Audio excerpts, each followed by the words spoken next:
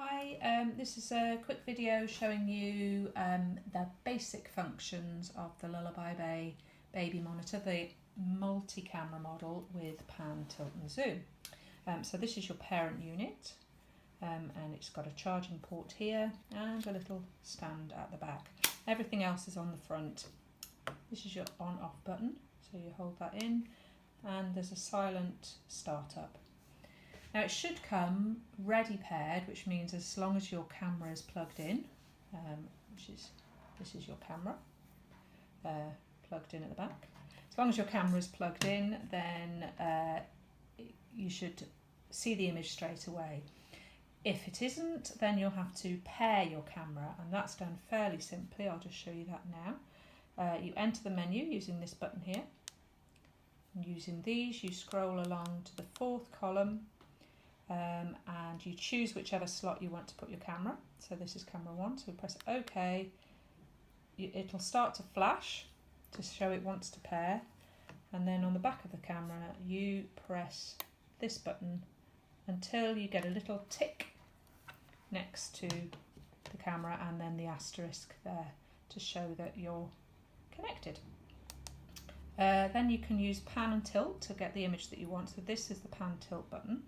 Press that and then the arrows will appear on the screen, and then you use this area here to move it around, across, up and down, like this. And then if we want to zoom in, we press this button here. Whilst we're in pan tilt mode, we press this button, but you press it for, sometimes it takes twice. There you go, and then that's zoomed in on the plant there, and then press it again and we're zoomed out. And then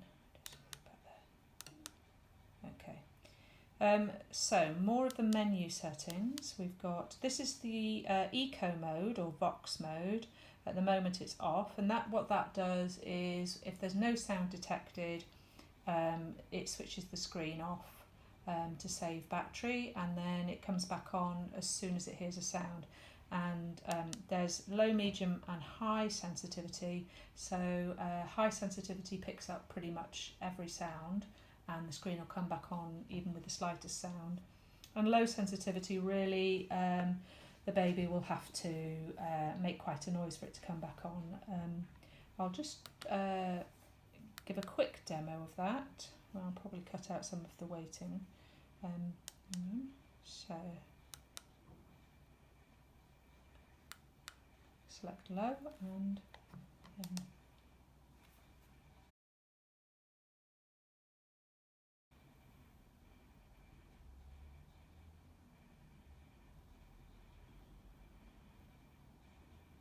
and then pretty much as soon as I start talking it comes back on again. So that's the eco mode. I'll just switch that off now. Next is the alarm, so you can set an alarm for 2 hours, 4 hours or 6 hours should you want to. Next is the lullaby, so there are 4 lullabies and you can either have them switched off or you can choose which one you want to listen to. Just spell that. Okay.